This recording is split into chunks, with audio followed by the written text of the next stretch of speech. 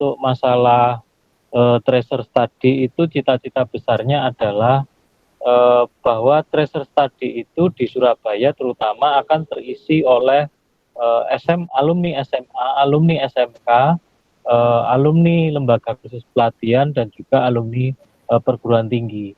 Jika kesemuanya data itu bisa kita raih atau bisa kita kumpulkan, maka sesuai dengan apa yang kita isukan pada siang hari ini adalah big data yang luar biasa Bapak Ibu sekalian. Jadi luar biasanya adalah kita bisa memantau keterserapan lulusan kita di dunia usaha dan dunia industri.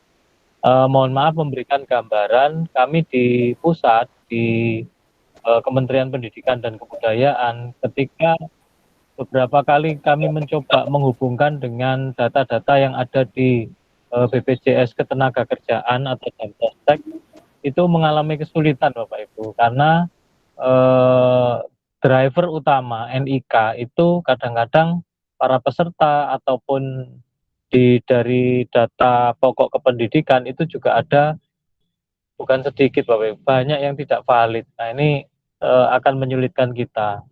Nah harapannya adalah yang jelas untuk tracer study itu mungkin kami mengutip pernyataannya Pak Edi. Pak, kalau dari A minta format begini, dari B mau format begini. Nah ini kalau bisa kita sinkronkan dan pengisiannya tidak terlalu rumit, maka yang namanya analisis sederhana, summary, kemudian berapa persen yang bekerja sesuai bidang, berapa yang tidak sesuai, itu akan cepat kita lakukan dan sifatnya adalah, ngapunten bahasa statistik Bapak Ibu, mudah-mudahan bukan membangkitkan memori jelek, tapi kita akan mempunyai data populasi, tidak lagi data sampel seperti yang sudah kita lakukan. Jadi banyak hibah yang sudah dikeluarkan, tetapi sayang sekali data yang diperoleh itu data sampel, bukan data populasi.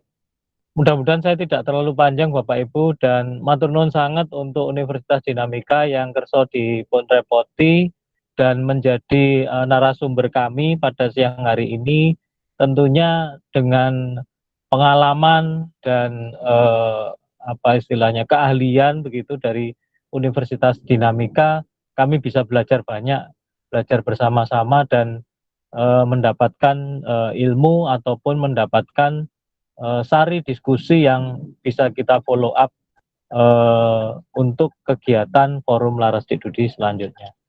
Mudah-mudahan Bapak Ibu semuanya selalu sehat dan kita semangat untuk menyimak dan memberikan respon terhadap materi hari ini.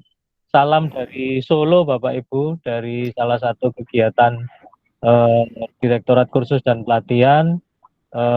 Kebetulan hari ini ada kegiatan koordinasi antara operator dan validator Silaras.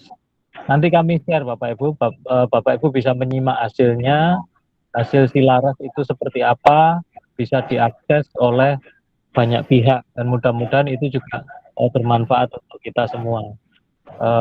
Saya akhiri pengantar dari Laras Dikdudi. Matur nuwun sangat Pak Anto, Pak Bambang, Pak Muhammad Arifin. Ini luar biasa. Dulu Stikom sangat terkenal Pak. Jadi banyak teman-teman yang jadi Stikom juga, dan ya, dan kira-kira itu Bapak Ibu sekalian, saya bingung sampai apa lagi. Bu Tati terlihat Pak Tenun, Bu Tati bersedia join kita. Oke, kami akhiri. Wassalamualaikum warahmatullahi wabarakatuh. Waalaikumsalam warahmatullahi wabarakatuh. Matur nuwun Pak Yuda. Sami-sami Bapak. Terima kasih Pak Yuda. Pertama-tama kami ingin memperkenalkan program studi D3 Administrasi Perkantoran secara singkat. Program studi D3 Administrasi Perkantoran merupakan salah satu program studi yang bernaung di Fakultas Ekonomi dan Bisnis Universitas Dinamika, yang dahulunya adalah Stikom Surabaya. Bicara soal D3 Administrasi Perkantoran, kami adalah salah satu program studi yang memiliki visi menjadi program studi yang berkualitas dengan menghasilkan sekretaris profesional di era digital. Tujuan kami dalam kegiatan ini adalah memberikan ilmu pengetahuan dalam penguasaan guna menelusuri data hasil studi peserta didik dan alumni dari SMA, SMK, LKP hingga perguruan tinggi, serta memberikan pengetahuan terhadap pengelolaan kumpulan data dari peserta didik dan para alumni. Oleh sebab itu, kami menyelenggarakan webinar ini meskipun secara daring kepada rekan-rekan, guru SMK, SMA, dan dosen maupun pihak-pihak lembaga kursus dan pelatihan untuk tetap semangat dalam menimba ilmu dalam masa pandemik seperti sekarang ini. Adapun peraturan dalam webinar ini yaitu 1. Apabila ingin bertanya, harap memberitahukan terlebih dahulu di kolom komentar atau di kolom chat dengan format nama, asal instansi, dan juga pertanyaannya. Selanjutnya, MC akan mempersilahkan peserta untuk bertanya atau mengajukan pertanyaan. Kemudian diharapkan setelah dipersilahkan untuk bertanya, untuk senantiasa open mic dan juga open cam. Terima kasih. Baik, terima kasih Finley. Untuk sesi selanjutnya akan diserahkan kepada moderator, yaitu Bapak Rudi Santoso, Sarjana Sosial Magister Manajemen, dengan penyampaian materi pertama, Treasure Study, oleh Bapak Bambang Haryadi, Magister Pendidikan. Dipersilahkan.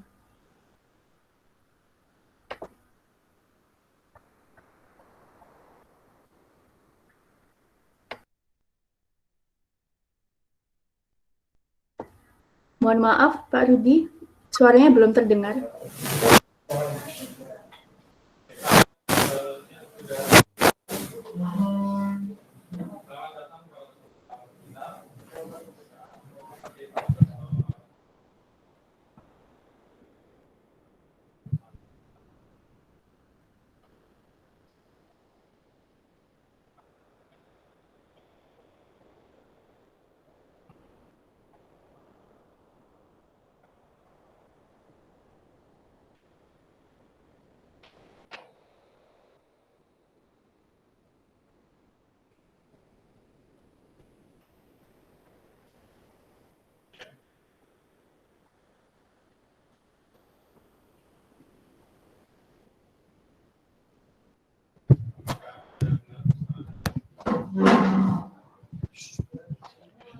Tes 1, 2, 3. Cek.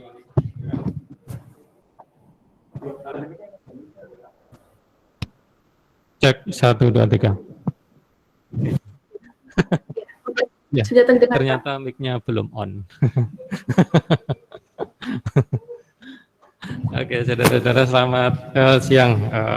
Terima kasih atas kehadirannya siang ini. Kita mau dalam webinar Big Data Treasure Study Dunia Pendidikan, problematika dan solusinya. Selamat siang juga Pak Dr. Bambang Haryadi selaku pembicara 1, Bapak Erwin Sutomo, terus kemudian selamat siang juga Bapak Dekan, Pak Dr. Anto Suprianto, Bapak Kaprodi, Dr. Muhammad Arifin.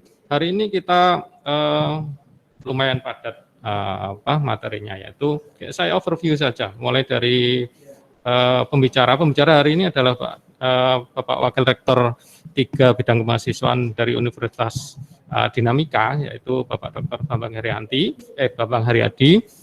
Pembicara kedua yaitu Bapak Erwin Sutomo, Sarjana Komputer, Magister Engineering, Master of Engineering.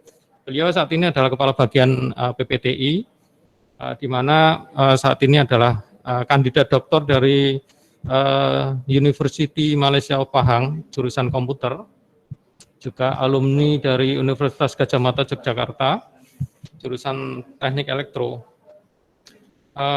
Webinar kali ini akan mengambil tema terkait dengan treasure study dunia pendidikan dan problematika dan solusinya. Kita tahu bahwa treasure study itu adalah studi pelacakan data lulusan alumni yang dilakukan kepada alumni selama 2 tahun setelah lulus kuliah ya. Nah, treasure study itu sebenarnya juga bertujuan untuk mengetahui outcome pendidikan dalam bentuk transisi dari dunia pendidikan tinggi ke dunia kerja. Atau pendidikan yaitu penilaian diri terhadap penguasaan dan pemerolehan kompetensi. Paling tidak ada 3 manfaat yang bisa saya catat ya, yang bisa saya sampaikan dari big data perguruan tinggi terkait dengan tracer study. 1, learning analytic dengan objek mahasiswa, terus kemudian penyediaan tool. Yang ketiga adalah platform untuk pemberdayaan pendidikan serta membuka pintu pada pengalaman belajar. Nah, materi kedua kita bicara masalah big data, di mana istilah big data ini menggambarkan volume data yang sangat besar, baik terstruktur maupun tidak struktur. Nah, dalam 45 menit ke depan, ini materi pertama akan disampaikan oleh Bapak Dr. Bambang Haryadi terkait dengan tracer study di dunia pendidikan itu dan problematika dan bagaimana sih solusinya. Untuk itu, saya persilakan Bapak Dr. Bambang Haryadi untuk langsung saja membuka materinya, Pak. Terima kasih. Terima kasih Pak Rudi Santoso, waktu yang diberikan. Bismillahirrahmanirrahim. Assalamualaikum warahmatullahi wabarakatuh.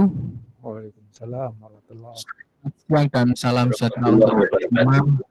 Yang saya hormati Bapak Yuda Parastyo selaku Ketua Laras Deduksi, kemudian kepada Bapak Anto Suprianto selaku Dekan Fakultas Ekonomi dan Bisnis, serta Bapak Ibu sekalian peserta webinar siang hari ini.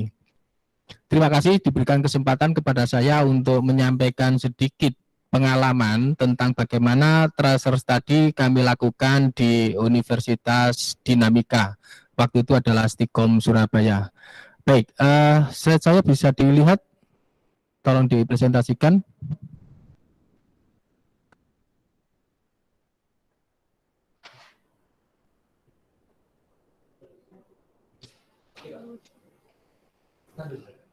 Sebentar, belum tampak.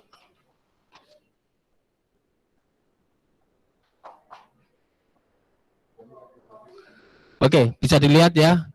Baik, Bapak Ibu sekalian, untuk pengertian tracer study tadi sudah disampaikan oleh moderator, jadi saya tidak perlu ulas lagi. Intinya adalah bagaimana melacak lulusan kita sekarang ini sudah di mana, profesinya sebagai apa, aktivitasnya seperti apa, jabatannya seperti apa kaitannya pelajaran yang diberikan di sekolah ataupun di kampus itu dengan dunia kerja yang dia alami sekarang ini, dan seterusnya dan seterusnya. Baik, next. Kenapa sih perlu tracer study? Bapak Ibu sekalian, di sini ada 6 alasan paling tidak kenapa itu perlu ada tracer study. Yang pertama adalah untuk pengembangan kurikulum, terutama kalau di kampus kami Universitas Dinamika yang awalnya adalah Stikom Surabaya. Ini kurikulumnya sangat cepat sekali, harus mengikuti perkembangan. Paling tidak 4 tahun itu harus sudah berganti. Nah, ketika 4 tahun harus berganti itu kenapa berganti? Kan kita harus tahu dunia kerja membutuhkan yang seperti apa terhadap lulusan yang berbasis IT saat itu, karena kita belum punya Fakultas Ekonomi dan Bisnis. Saat ini pun masih bermanfaat karena meskipun fakultas kita adalah Fakultas Ekonomi dan Bisnis, tapi tidak lepas hanya di bidang ekonomi saja. Mereka adalah ekonomi dan bisnis yang berbasis IT. Tentunya perkembangan IT sangat cepat, itu akan berpengaruh pada kurikulum di Fakultas Ekonomi dan Bisnis. Ini yang pertama, sehingga tracer study itu kami lakukan dari tahun ke tahun untuk support apakah kurikulum yang kita berikan di kampus, kurikulum yang kita berikan di sekolah itu masih sesuai ataukah perlu ada perubahan atau penyesuaian. Yang kedua adalah untuk kebijakan pola pembinaan mahasiswa.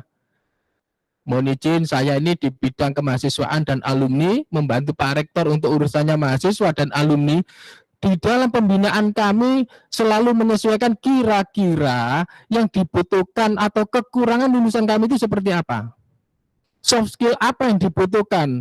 Beberapa kesempatan tahun yang lalu itu ada keluhan komunikasinya kurang berani, Pak. Sehingga pola pembinaan kami kuatkan bagaimana untuk melatihkan komunikasi itu. Dan itu kami linkkan dengan yang ada di pelajaran di bawah jajaran Wakil Rektor 1. Untuk di kelas pun dikuatkan bagaimana komunikasi itu diberikan supaya mahasiswa diberi kesempatan menyampaikan kemampuan untuk berpresentasi dan sebagainya. Itu adalah bagian daripada hasil tracer tadi. Yang ketiga adalah untuk kebutuhan akreditasi. Tentu kalau kita adalah perguruan tinggi swasta, termasuk mungkin sekolah-sekolah yang swasta, bahkan sekarang negeri pun diukur dari akreditasinya seperti apa. Hasil data dari tracer tadi ini diperlukan ketika kita melakukan akreditasi. Di dalam akreditasi itu dibutuhkan apa saja, salah satunya adalah lulusannya sudah di mana saja, dia berapa lama menunggu untuk bisa bekerja setelah dia lulus, kemudian pekerjaan yang ditekuni itu di bidang apa, sesuai dengan masa studinya waktu itu atau berbeda, dan seterusnya dan seterusnya. Lalu yang keempat adalah alasannya adalah untuk promosi terkait dengan perguruan tinggi. Tentunya kalau kita datang ke pengguna lulusan, kita tanyakan bagaimana lulusan kami, bagaimana kemampuannya, apa kekurangannya, itu kan paling tidak kita juga mengenalkan institusi kami kepada pengguna lulusan. Dari titik itu kita ada satu titik yang kuat, yaitu mengenalkan perguruan tinggi kami kepada pengguna lulusan. Ada unsur promosinya tentunya. Kalau SMK bagaimana? Saya kira sama saja. Ketika kami menerima, saya bisa bangga, salah satu SMK di Jawa Timur itu ada yang luar biasa. Masuk ke kampus kami, mereka memang dari SMK-nya adalah terkait dengan IT. Waktu itu tahun kalau tidak salah 2002. Memang SMK-nya itu berbasis IT, masuk ke kami, lulus dengan indeks prestasi yang sangat baik, dia dapat penghargaan, setiap kali lomba juga menang. Lah ketika itu dilakukan tracer tadi oleh SMK-nya, tentu sangat bermanfaat. Oh, anak kami sudah lulus dari Stikom saat itu ya, sekarang menjadi Undika. Lalu waktu itu lulusannya dengan predikat cum laude, sekarang bekerja di posisi ini dan seterusnya. Alhamdulillah waktu itu bekerja langsung di Oracle karena lulusan kami yang terbaik, dan itu adalah dari SMK. Ini adalah termasuk bagian daripada poin nomor 4. Kemudian yang kelima adalah kerjasama industri. Tentunya kita yang mencetak lulusan di perguruan tinggi, menyalurkan lulusan kita itu ke dunia kerja, salah satunya adalah industri. Bagaimana kepentingan industri terkait dengan tenaga kerja itu bisa kita support supaya sesuai. Ini salah satunya adalah dari hasil tracer tadi. Dan yang terakhir adalah program pembekalan karir. Nomor 2 dan nomor 6 itu bidang kami yang sangat kental karena kami di bidang kemahasiswaan dan alumni. Mahasiswa masuk urusan kami, mahasiswa mau lulus urusan kami. Di poin yang ke-6 ini, kami akan memberikan program yang disebut dengan retooling. Ada terkait dengan soft skill, termasuk juga terkait dengan hard skill. Anak-anak kita yang masuk 4 tahun yang lalu, kemudian S1 sudah lulus setelah 4 tahun, sekarang masuk ke dunia kerja. Lah, waktu masuk itu kurikulum kita seperti apa, dan sekarang dunia kerja kurikulumnya yang dibutuhkan, kompetensi yang dibutuhkan seperti apa. Kalau ada jeda, kalau ada jarak antara kemampuan yang dia kuasai ketika dia masuk di Undika sampai dengan lulus ini, karena ada perbedaan kompetensi yang diharapkan di dunia kerja, di saat itulah kita bisa benahi dengan melakukan retooling. Nah, ini termasuk hasil daripada tracer study. Kami akan benahi apakah ada hard skill tertentu yang dibutuhkan oleh dunia industri yang tidak kita berikan saat itu karena kurikulum kita masih belum ke sana. Nah, itu kita lakukan dengan poin yang ke-6. Ini pun dari data hasil tracer study. Dengan demikian, ada 6 alasan inilah kenapa kita perlu melakukan tracer study. Next, Mas. Ya, lanjut.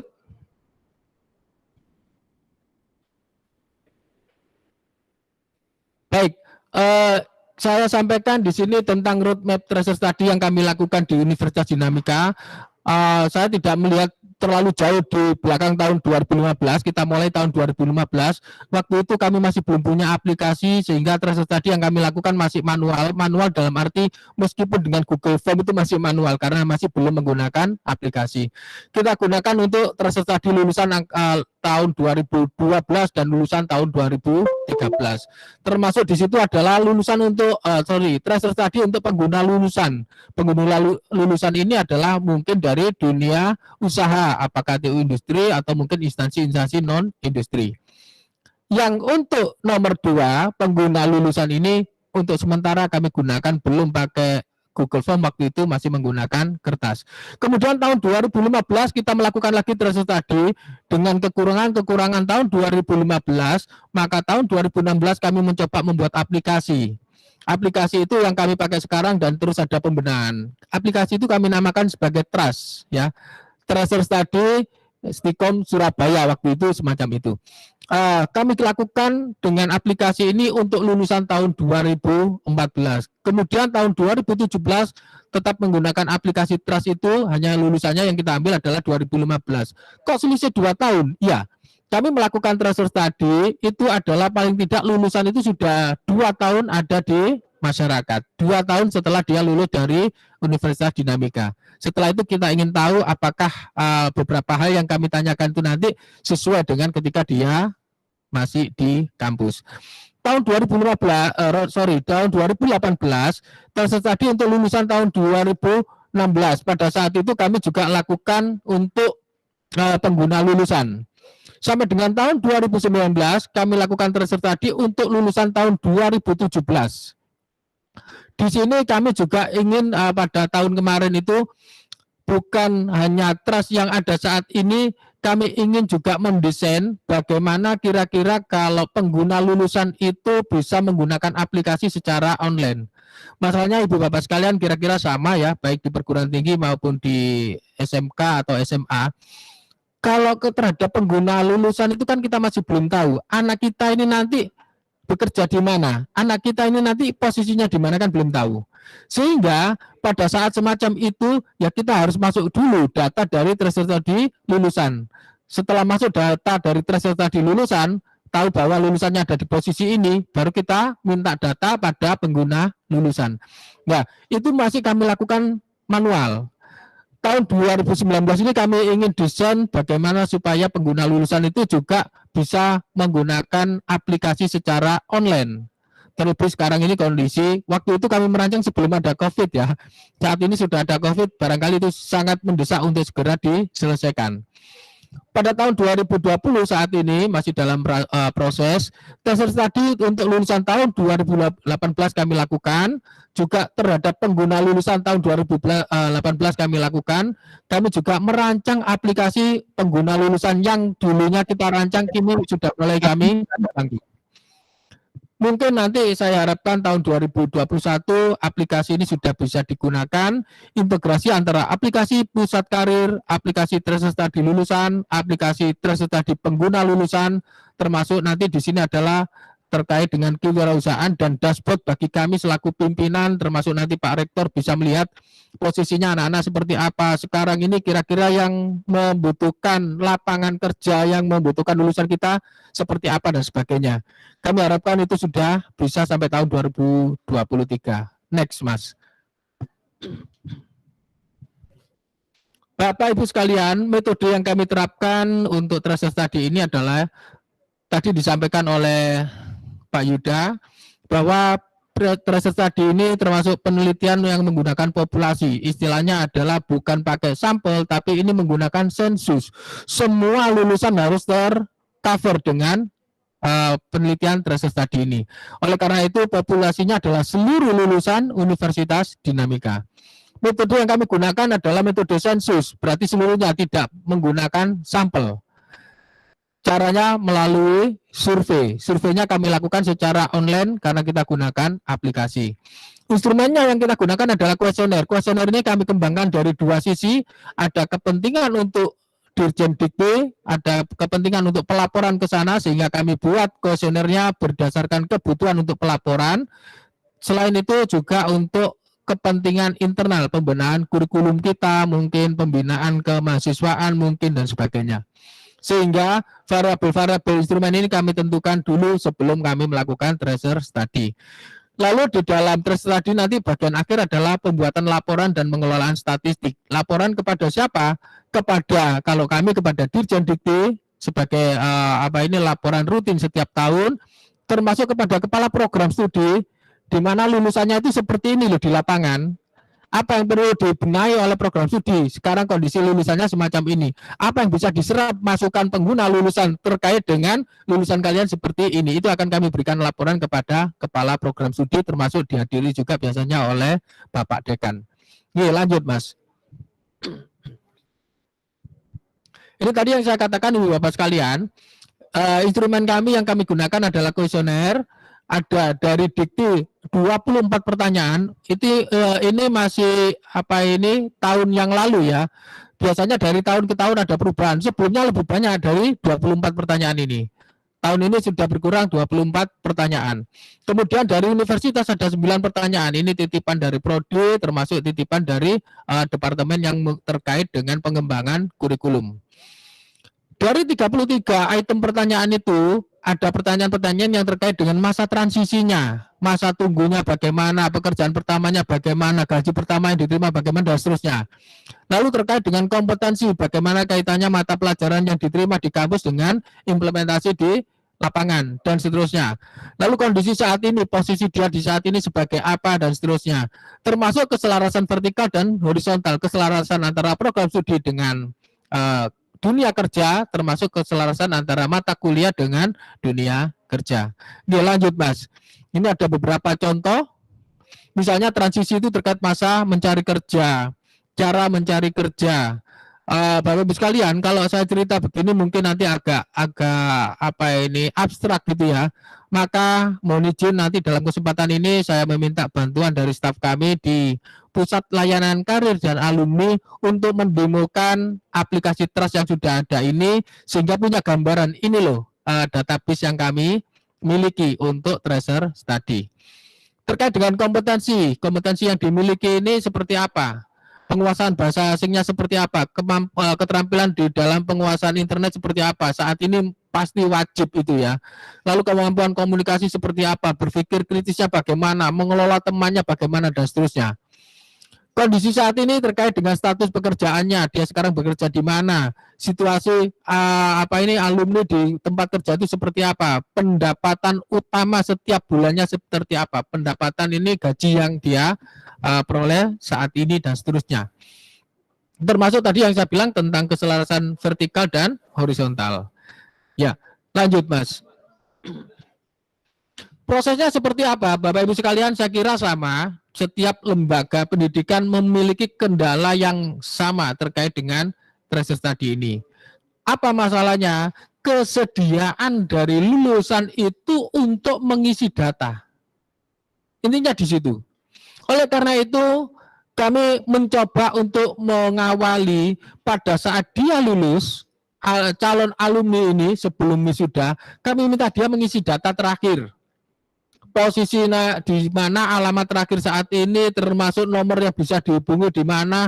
Bahkan data ini bukan hanya secara tertulis di kertas, tapi kami juga minta menuliskan secara online. Di dalam aplikasi kami juga ada, mereka kalau ada perubahan diminta untuk ngupdate data ini. Kemudian kalau data itu sudah terkumpul, tracer study akan kami lakukan, maka kami coba untuk menyusun instrumen penelitiannya. Pertanyaan-pertanyaan tadi itu kami susun. Apakah pertanyaan ada dari dikti yang wajib seperti apa, dan nanti dari kampus yang wajib atau yang diminta seperti apa. Baru ini nanti kita launch sebagai instrumen untuk tracer study. Bapak Ibu sekalian, perlu kami sampaikan bahwa aplikasi yang kami bangun ini bisa membuat dua output. Bukan hanya output yang dilihat saja ketika ingin tahu, seperti tadi ada dashboard kecil-kecilan gitu ya, itu ada. Tetapi kita bisa menjadikan outputnya ini untuk input laporan kepada Dirjen Dikti. Berupa apa? Berupa file Excel, karena di sana membutuhkan file Excel, sehingga format Excel-nya ini dari aplikasi yang kami bangun itu sudah sesuai. Ketika nanti kita minta laporan untuk Dikti, akan keluar Excel-nya. Excel ini nanti tinggal kita masukkan di aplikasi Dikti, dia langsung import ke datanya aplikasi Dikti, sehingga kami tidak akan kesulitan untuk mengubah atau ngentri lagi dan sebagainya. Kalau instrumen ini sudah siap, maka kita minta setelah 2 tahun dari lulus, kita minta mereka untuk ngisi. Di awal tahun, biasanya Januari, Februari, ini sudah mulai kami unggah dan mereka diminta untuk mengisi. Apakah sudah terisi dengan demikian? Belum tentu. Banyak yang perlu diingatkan. Nah, ini petugas kami, biasanya kami minta bantuan dari rekan-rekan mahasiswa yang butuh pengalaman gitu, misalnya gitu ya, atau ingin beraktivitas di kampus. Kami minta membantu di PLKA untuk melakukan cross check, reminder, mengingatkan alumni apakah sudah ngisi tentang data transfer tadi di websitenya kami, misalnya begitu. Nah, aplikasi ini kami tempelkan di website kami. Kita ingatkan terus, tentu kalau sudah selesai kita berikan reward. Nah, ini yang sangat menarik bagi mereka. Rewardnya nggak terlalu mahal, tetapi yang penting itu adalah mengenang ketika dia ada di kampus. Pada beberapa kesempatan yang lalu, alhamdulillah teman-teman dari pelayanan alumni ini, dulu namanya Stikom Career Center, yang sekarang namanya Pusat Layanan Karir dan Alumni, 2 kali mendapatkan dana hibah dari Belmawa. Dana inilah yang kami buat untuk memberikan souvenir kepada para alumni yang mengisi. Dan alhamdulillah terdongkrak cukup tinggi ya. Kalau sebelumnya kecil sekali di bawah 25% untuk masuk mengisi, setelah kami berikan upaya-upaya pembaharuan dengan aplikasi, kita berikan dia dengan reward, ada kenang-kenangan meskipun itu berupa barang yang tidak terlalu tinggi harganya, tetapi dia akan mengenang dengan kampusnya. Banyak sekali yang isi, sehingga kita bisa mencapai lebih dari 50% kalau tidak salah yang sudah sempat bisa diisi dari alumni kami. Ini kami juga lakukan, kenapa? Karena itu akan menarik supaya lebih banyak alumni yang bisa memberikan data kepada kami. Setelah data itu masuk, baru kita lalu olah, membuat laporan dengan statistik tadi yang dikatakan oleh Pak Yuda ya.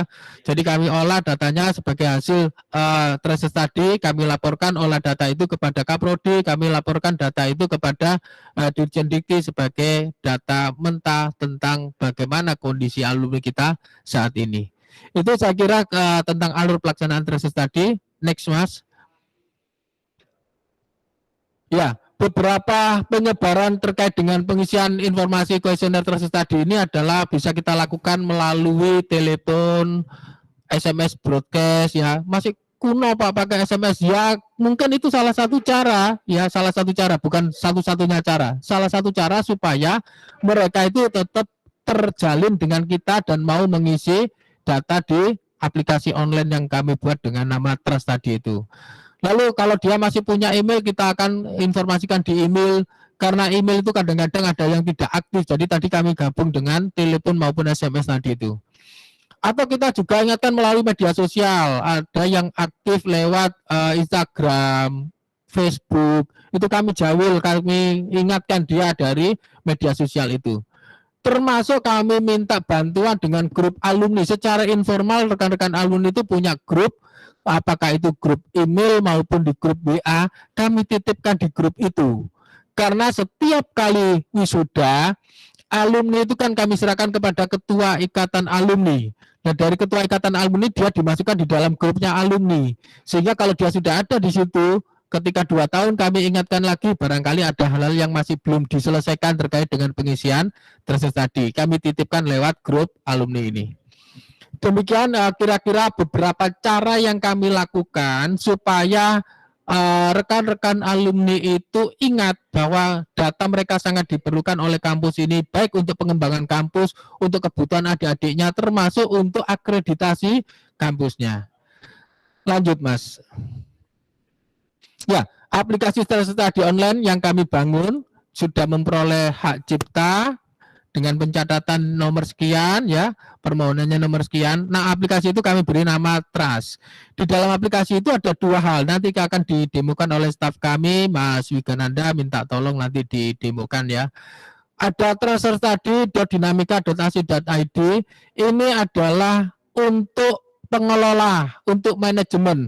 Setelah mahasiswa masuk lewat truststudy.dinamika.ac.id/kuesioner, mereka memasukkan data-data dari pertanyaan kuesioner itu, data itu langsung bisa diolah. Jadi kami tidak usah mengumpulkan data lalu kita lakukan olah statistik, tidak perlu. Di dalam aplikasi itu langsung bisa kita olah, sehingga nanti kalau coba didemokan oleh Mas Wiga itu, kita ingin tahu lulusan prodi ini tahun lulusnya sekian, itu sekarang posisinya seperti apa? Atau kita minta data berapa persen pada tahun lulusan sekian mereka itu bisa bekerja dengan waktu kurang dari 3 bulan. Berapa yang bekerja dengan waktu antara lulus sampai dengan 3 bulan, dan seterusnya dan seterusnya. Itu ada di dalam transtudinamika.ac.id. Dan kita tidak perlu ngolah data itu. Kenapa? Karena dari kuesioner yang dia isikan, kuesioner yang dia isi, yang dia jawab, jawaban mereka itu langsung masuk ke data statistik kami, dan itu secara real dia bisa berubah. Jadi kalau saat ini mereka mengisi, ada satu saja mahasiswa yang nambahkan data itu akan berubah lagi secara real time. Oke, lanjut. Contohnya seperti ini ya, untuk transtudinamika.ac.id. Ini adalah kira-kira grafik laporan peserta kuesioner angkatan 2017. Ini 2017. Yang biru itu menunjukkan jumlah lulusannya, yang hijau itu yang sudah memasukkan data, yang hitam ini yang belum mengisi data, sehingga tidak bisa tercapai 100%. Sejauh ini masih belum bisa, kami berupaya terus. Namun demikian, ada prodi-prodi tertentu itu yang kelihatan hitamnya sangat tipis, berarti sedikit sekali yang tidak mengisi, sebagian besar sudah mengisi. Oke, lanjut. Sedangkan dari sisi dari sisi alumni, mereka akan mengisikan data semacam ini. Ketika selesai ngisi, dia akan keluar next gitu. Memang ada kecenderungan jenuh mengisinya karena terlalu banyak. Makanya kami membuat aplikasinya tidak scroll. Kalau scroll ke bawah kan kelihatan banyak sekali. Dilihat dari bawah, waduh, wakai wegah gitu ya. Kalau karena itu kita buat next, sehingga tidak tampak kalau banyak gitu. Baik, selanjutnya adalah iya benar Mas. Tentang pengembangan kelanjutan, tahun ini kita akan bangun aplikasi Terstudy tahun 2020-2021 ini tentang kewirausahaan. Kami tambahkan tentang kewirausahaan. Nanti pada tahun 2021-2022 akan kami kembangkan aplikasi tentang lowongan kerja. Itu kami tempelkan dengan Terstudy, sehingga nanti pencari kerja itu bisa langsung gabung di dalam aplikasi kami yang ada di Terstudy. Termasuk aplikasi data alumni. Kami akan bekerja sama dengan Ketua Ikatan Alumni Universitas Dinamika supaya nanti data alumni masuk di dalam Terstudy. Lalu juga terkait dengan job fair. Karena sekarang sudah banyak dilakukan job fair, 2 tahun atau 1 tahun yang lalu, 1 tahun yang lalu kami melakukan job fair secara luring, dan alhamdulillah jumlahnya banyak karena di broadcast secara luas. Mereka datang ke sini, kami undang perusahaan ke kampus, dan yang hadir cukup banyak, lebih dari 700 orang. Tentu kami atur waktunya ya, karena mereka daftar, lalu ditentukan kira-kira datang jam berapa supaya tidak terlalu berjubel. Nah, ini nanti kami coba kelola aplikasi job fair ini di dalam aplikasi Pusat Karir ya. Termasuk nanti job fair yang kita lakukan secara online, karena belakangan sudah mulai marak menggunakan model online. Aplikasi untuk rekrutmen, kebutuhan dunia kerja untuk meminta kepada kampus lulusannya itu sangat banyak. Ada mereka itu yang meminta data mentah, sehingga mereka harus langsung memasukkan lamaran ke perusahaan, ke industri. Ada yang minta untuk disaringkan dulu, nanti dia juga melakukan seleksi. Bahkan ada yang secara utuh diserahkan kepada kita. Ada yang secara utuh diserahkan kepada kita, lah itu kita harus seleksi betul. Dalam konteks semacam ini kami berusaha meminta bantuan rekan-rekan dosen, termasuk rekan-rekan yang ada di laboratorium, tes betul. Dari sekian orang, misalnya aja ada 20 orang, butuhnya cuma 2. Kami tawarkan ada 20, ada 30, kami seleksi sampai menghasilkan 2, paling tidak 3, nanti biar yang 1 dikembalikan kalau memang tidak cocok gitu. Jadi kami benar-benar lakukan seleksi, ada yang semacam itu. Ini terkait dengan aplikasi untuk pusat karir pada periode tahun 2021-2022 ke depan. Kemudian pada tahun 2022-2023 kita mencoba untuk membuat aplikasi Terstudy dengan tidak terlalu jelas ya. Integrasi data. Datanya terintegrasi dengan berbagai data yang ada di pusat layanan kami. Nah, inilah nanti yang akan diterangkan oleh Pak Erwin, kira-kira nanti bagaimana kelola big datanya supaya hanya dengan satu data ini nanti dibaca dari tadi, dibaca oleh kepala program studi, dibaca oleh rektorat, dibaca oleh pengelola aktivitas kegiatan dan sebagainya. Yang terakhir, pada dashboard alumni kami nanti akan dimunculkan ada posisi lulusan itu seperti apa, kemudian kebutuhan-kebutuhan yang paling banyak terkait dengan tenaga kerja itu seperti apa. Kami akan buat dashboard untuk alumni dan ini kami harapkan 2023 sudah bisa selesai, 2024 sudah mungkin mulai bisa dijalankan. Lanjut, ya. Seperti apa sih trust study itu atau trust yang kami bangun itu? Untuk ini saya minta tolong Mas Wiga bisa mendemokan aplikasi trust yang sudah kita miliki. Monggo Mas Wiga.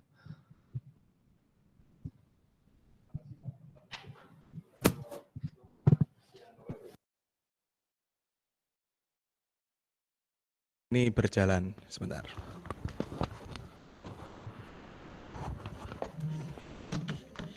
Jadi ini akan saya demokan untuk tampilan admin.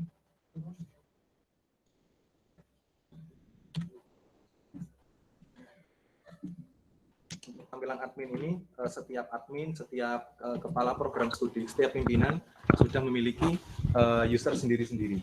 Di sini saya akan mencoba untuk menggunakan user sebagai admin pusat layanan karir dan alumni.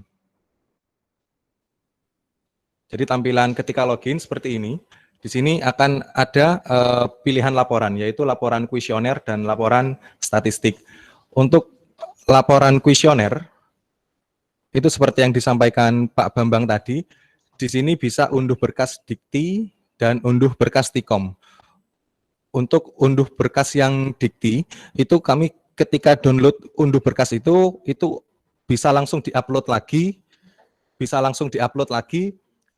ke website Dikti. Jadi kami tidak usah mengganti atau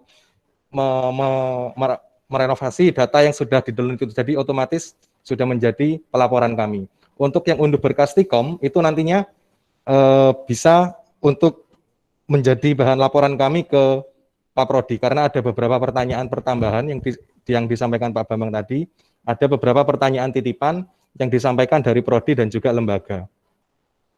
Untuk laporan statistik sendiri, di sini ini sudah cukup lengkap. Saya di sini akan mendemonstrasikan untuk lulusan tahun 2017. Jadi lulusan tahun 2017 ini kami lakukan tracer study tahun 2019, yaitu tahun lalu. Jadi alurnya adalah ketika kami sudah memilih lulusan tahun 2017, lalu kami bisa memilih instrumen kuesioner. Contohnya seperti ini. Jadi bisa disimpulkan bahwa lulusan tahun 2017 secara keseluruhan masih level universitas, itu bisa disimpulkan bahwa 86% alumni kami sudah bekerja. Yang 13,2% ini memang belum bekerja. Belum bekerja itu bisa jadi ada yang dia studi lanjut, ada yang dia menikah, dan lain sebagainya, seperti itu. Data ini juga bisa dikerucutkan per prodi. Seperti contohnya ini, untuk lulusan S1 Sistem Informasi, status bekerjanya itu 83,9% untuk lulusan tahun 2017. Tidak hanya bisa melihat data saja Bapak Ibu sekalian, jadi kami di sini juga bisa melihat siapa aja sih yang sudah bekerja, yang belum bekerja. Di sini ada datanya. Jadi ketika mungkin alumni itu belum bekerja atau tidak bekerja, itu kami bisa melakukan tindak lanjut. Apakah dia memang butuh skill yang baru? Kalau memang mereka butuh skill baru, kita bisa lakukan pelatihan hard skill seperti itu. Di sini juga ada banyak lagi pertanyaan-pertanyaan atau hasil yang bisa ditampilkan. Contoh, sebentar, untuk pendapatan utama setiap bulan untuk alumni S1 Sistem Informasi, untuk lulusan tahun 2017 itu 49,4%, sekitar 4 juta per bulan. Lalu ada yang 6 juta per bulan, ini 27%. Seperti yang data sebelumnya, dari data ini juga bisa dilihat siapa aja sih yang penghasilannya sekitar 4 juta. Ini bisa dilihat di sini. Seperti itu. Data ini cukup lengkap Bapak Ibu sekalian. Jadi semua instrumen pertanyaan yang kami berikan ke lulusan kami itu bisa dibaca di sini. Lalu jenis perusahaan, contohnya sebentar. Jenis perusahaan alumni untuk lulusan S1 Sistem Informasi, 61% mereka bekerja di bidang swasta. Lalu ada juga yang bekerja di instansi pemerintah, 20%, lalu ada yang wirausaha atau wira swasta, 9%, ada yang juga organisasi non-profit, 1%. Ini juga bisa dilihat untuk program studi yang lain, Bapak Ibu. Contohnya mungkin D3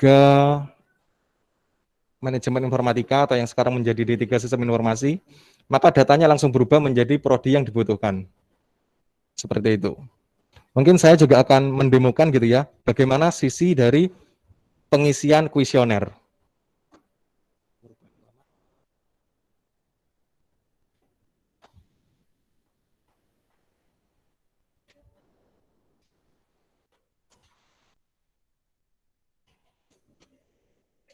Di sini saya akan coba inputkan untuk user alumni.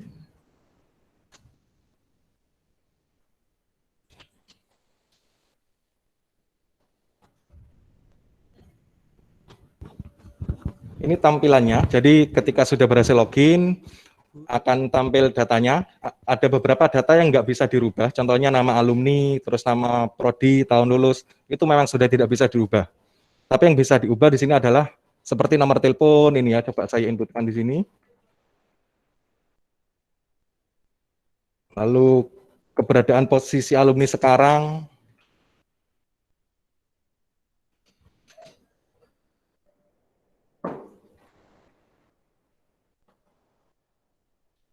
alamat.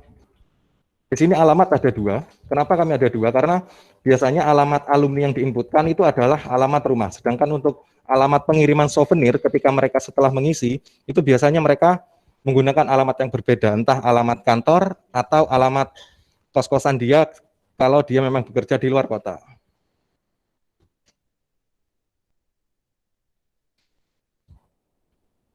Ini untuk alamat email.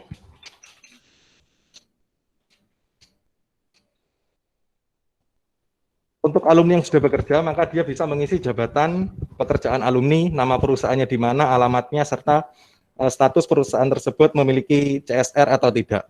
Seperti yang disampaikan Pak Bambang tadi, jadi untuk pengisian kuesioner ini kami tidak scroll keseluruhan. Jadi setelah mengisi satu item atau satu variabel, itu bisa di next untuk ke pertanyaan selanjutnya. Jadi contoh pertanyaannya seperti ini, menurut Anda seberapa besar penekanan metode pembelajaran di bawah ini dilaksanakan program studi Anda? Jadi perkuliahan itu penekanan metode pembelajarannya berapa persen gitu, misalnya sangat besar, besar atau cukup besar, seperti itu. Ini bisa dipilih.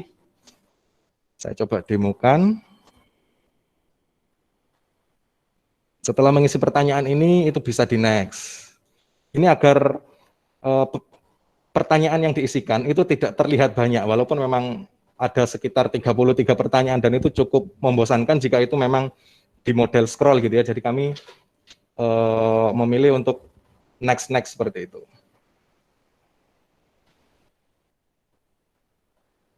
Lalu ini bagaimana Anda mencari pekerjaan tersebut jika dia bekerja gitu ya.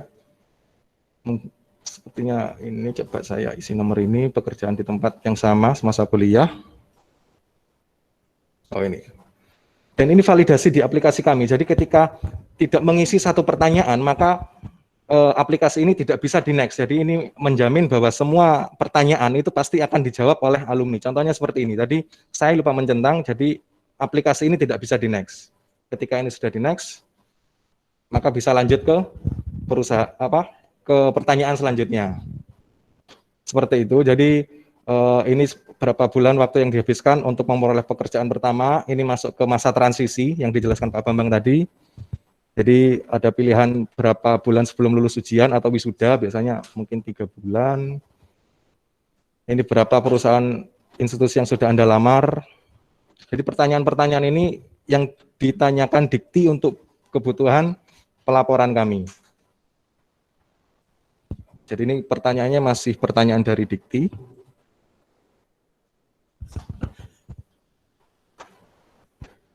Untuk ini jenis perusahaan.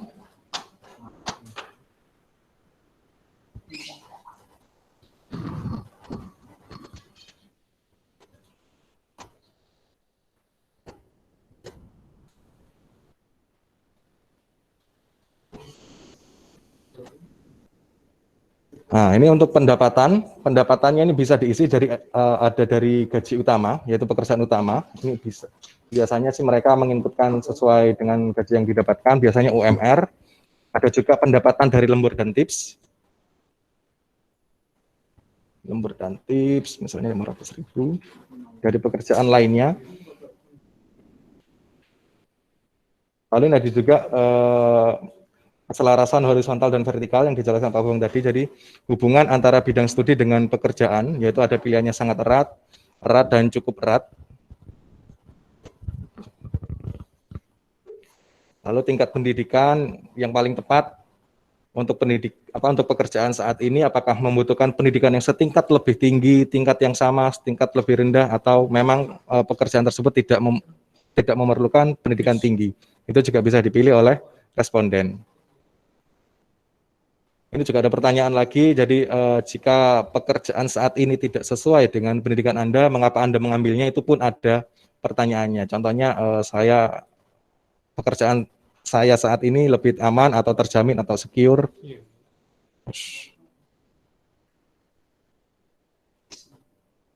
Ini yang cukup banyak, jadi di F17 ini pertanyaan dari Dikti,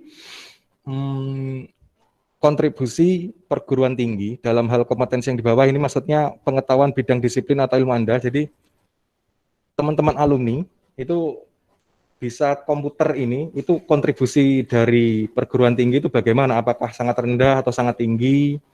Lalu juga ada pertanyaan lain tentang pengetahuan di luar bidang atau disiplin ilmu. Jadi yang A ini pada saat lulus, kompetensi yang di bawah ini yang Anda kuasai seperti apa, lalu pada saat lulus, kontribusi perguruan tinggi itu seperti apa. Ini juga harus diisi semua, jadi kalau ini tidak diisi, maka tidak akan bisa next ke pertanyaan selanjutnya.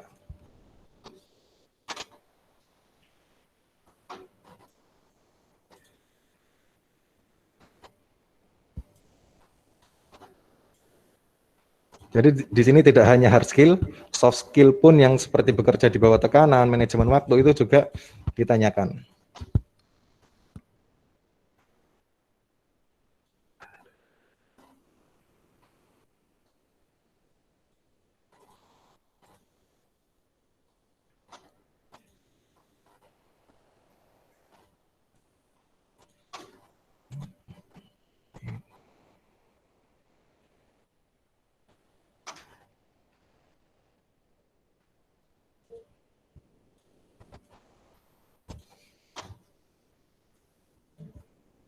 Jadi aplikasi yang saat ini yang ada, Bapak Ibu sekalian, itu kami masih bersifat statis. Jadi tahun ini, insya Allah tahun depan akan diterapkan aplikasi yang bisa secara dinamis. Jadi untuk pertanyaan-pertanyaannya itu bisa menyesuaikan, jadi bisa berubah setiap tahunnya.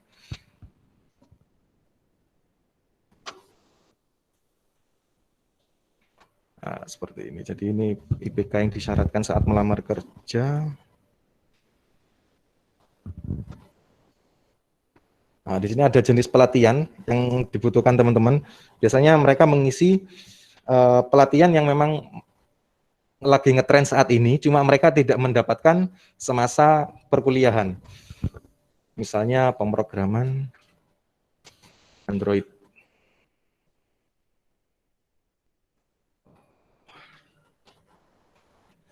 Oh, mungkin tadi ini ada yang salah. Jadi kurang lebih seperti itu Bapak Ibu sekalian. Jadi ketika disubmit nanti ini datanya akan bisa terbaca di halaman admin yang saya inputkan, saya demokan sebelumnya. Oke. Mungkin demo aplikasinya seperti itu Pak Bambang. Mungkin ada yang mau ditambahkan? Monggo dari Pak Bambang.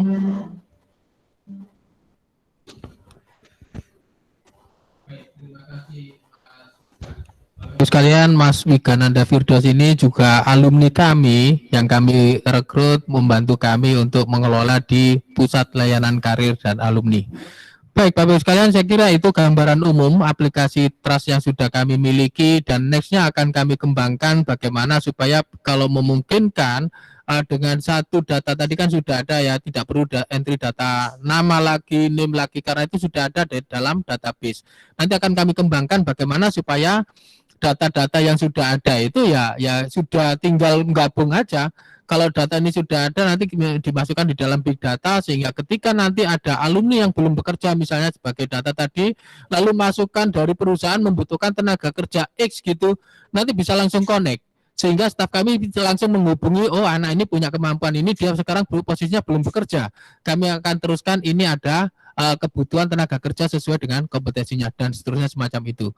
Sehingga dengan demikian kebutuhan tenaga kerja dan kebutuhan alumni kami untuk mencari kerja itu bisa diselesaikan dengan aplikasi yang ada di Trust nantinya semacam itu. Sementara ini bisa kami lakukan masih manual, kami akan lacak, kami akan cari secara manual. Saya harapkan ke depan itu sudah bisa melalui suatu aplikasi. Itu kira-kira tambahan saya Ibu Bapak sekalian. Selanjutnya saya kembalikan kepada moderator. Terima kasih banyak Pak Rudi. Monggo saya kembalikan ke Bapak.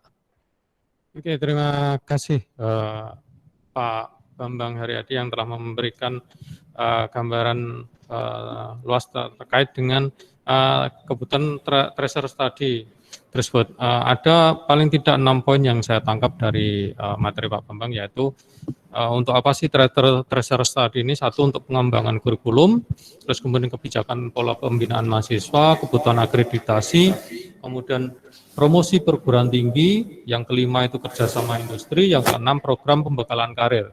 Nah, sesi pertanyaan akan saya hold dulu. Kita lanjut kepada Pak Erwin agar materi ini nyambung, karena secara aplikasi tadi sudah didemukan oleh Mas Wika, yaitu aplikasi Trust, tetapi bagaimana manajemen big datanya terkait dengan tracer study itu untuk mendukung tracer study itu sendiri yang akan disampaikan oleh Bapak Erwin Sutomo. Untuk itu saya langsung alihkan kepada Bapak Erwin Sutomo. Monggo Pak Erwin.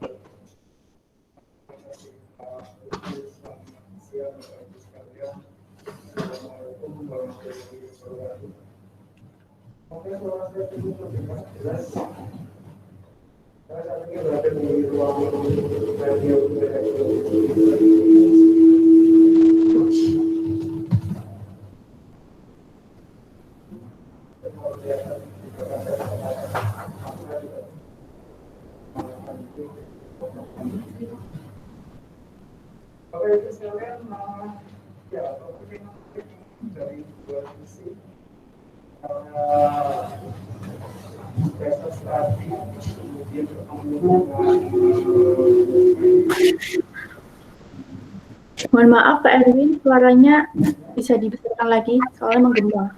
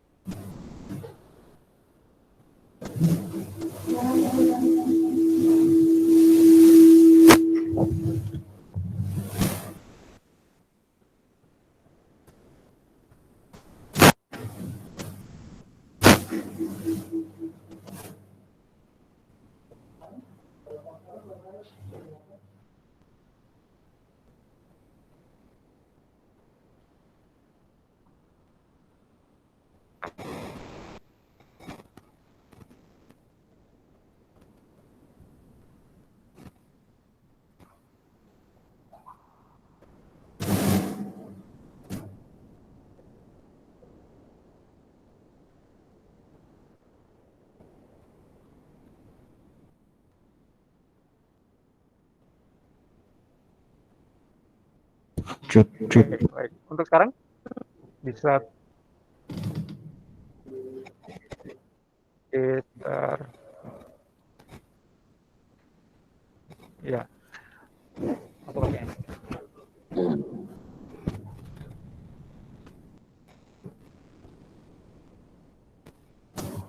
Oke. Sekarang bagaimana? Iya Pak, sudah terdengar. Clear Pak.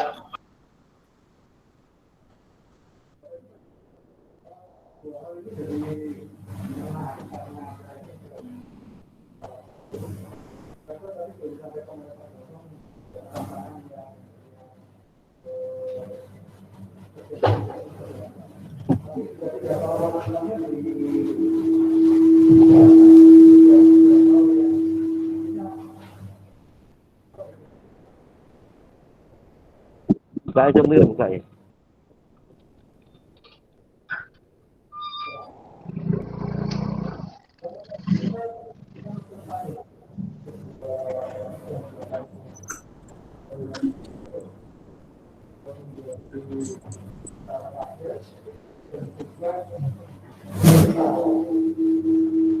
Kenapa? Karena saya menjadi bagian dari data itu. Instagram per menit gitu ya dalam setiap hari. Jadi data yang muncul di paparan saya sekarang ini adalah itu data per menit di setiap harinya dari tahun ini.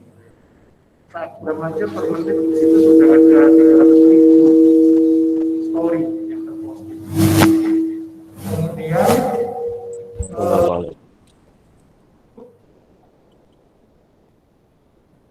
Kemudian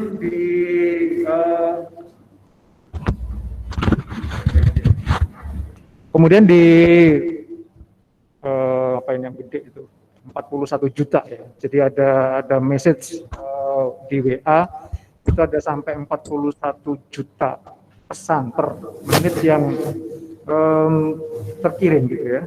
YouTube pun demikian, kemudian juga Zoom kalau yang beberapa waktu sering menggunakan meeting online itu yang jadi host per menit ada sekitar 200.000 orang. Artinya data itu tumbuh terus gitu ya, setiap hari bahkan setiap menit ada data baru yang terkirim, terposting, ter-share ya, dan juga kita posting. Nah sehingga kalau kita bicara big data, kita akan ketemu dengan V. Jadi volume itu sudah pasti gede. 90 itu jumlahnya sudah tidak ngomong tera, tapi sudah peta gitu ya. Jadi 1 juta gigabyte. Dan 90%-nya itu dibuat dalam 2 tahun terakhir. Nah ini hal yang terjadi pada jumlah datanya, volumenya. Kemudian dari sisi macam data gitu ya, kalau tadi Bapak Ibu bisa lihat di sana ada banyak hal banyak sumber data gitu ya, dari media sosial, dari foto, kemudian dari percakapan, juga telepon. Macam datanya jadi banyak juga, dari data yang terstruktur sampai dengan data-data yang tidak terstruktur.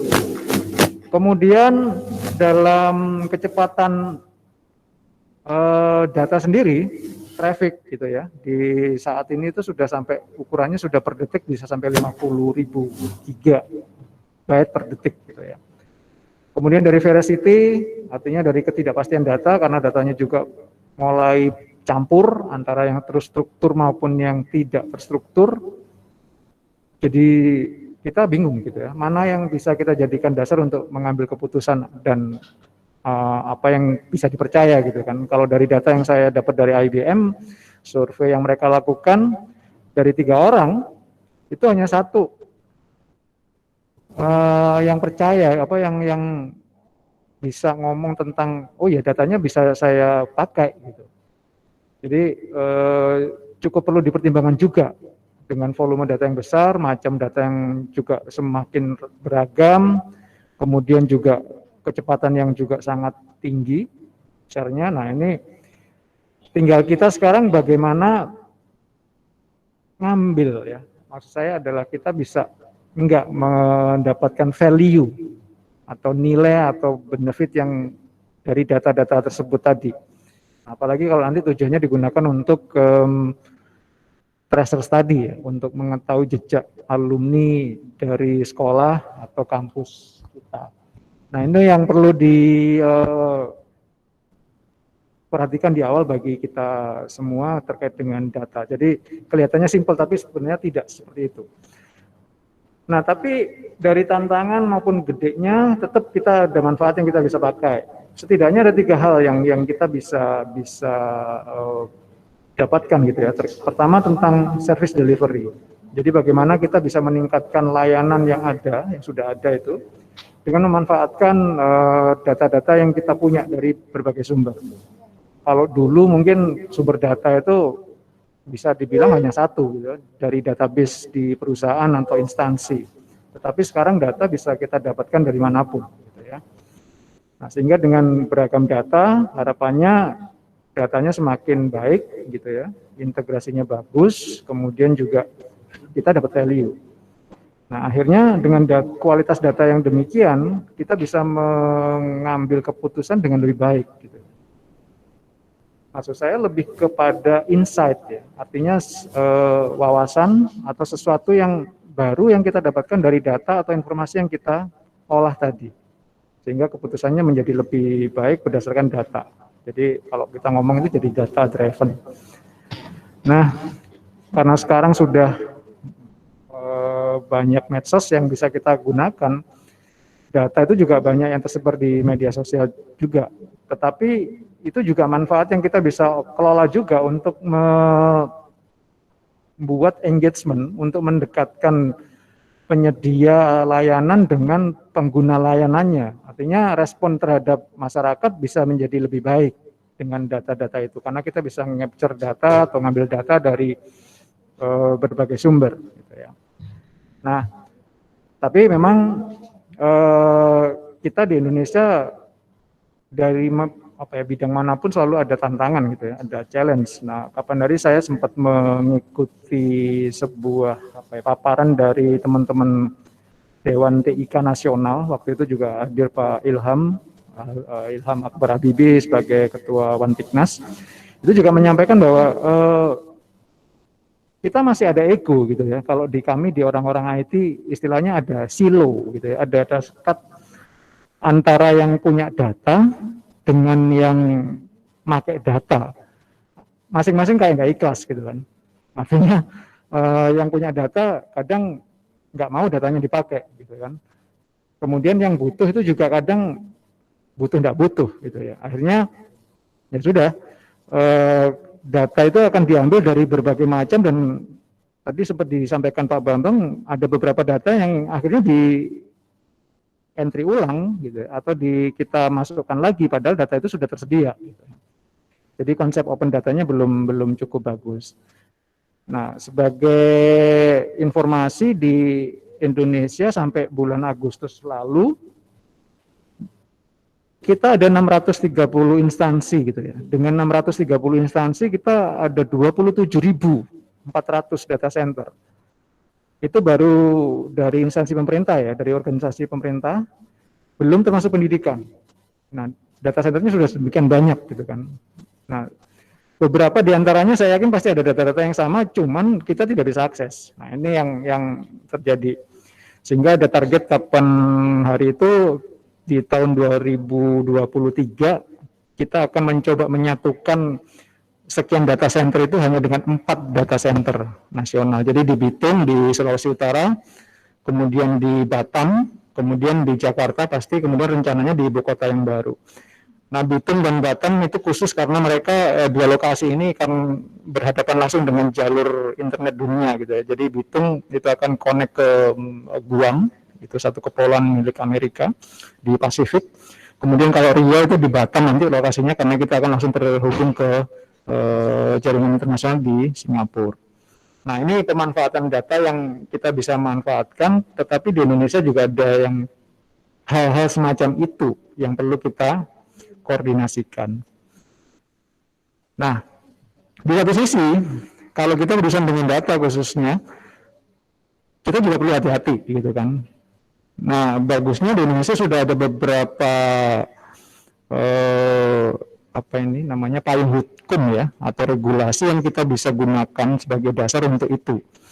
Nah, salah satu contoh yang baru itu adalah Perpres 38 ya tahun 2019 tentang Satu Data Indonesia. Bahkan sudah ada inisiatif yang dilakukan oleh pemerintah Kota Semarang yang diberi nama inisiatifnya itu adalah Semar Satata gitu kan, Semarang Satu Data. Dan itu sudah dicoba dilakukan, mereka juga mengambil data dari berbagai SKPD atau sekarang OPD ya, organisasi pemerintah daerah.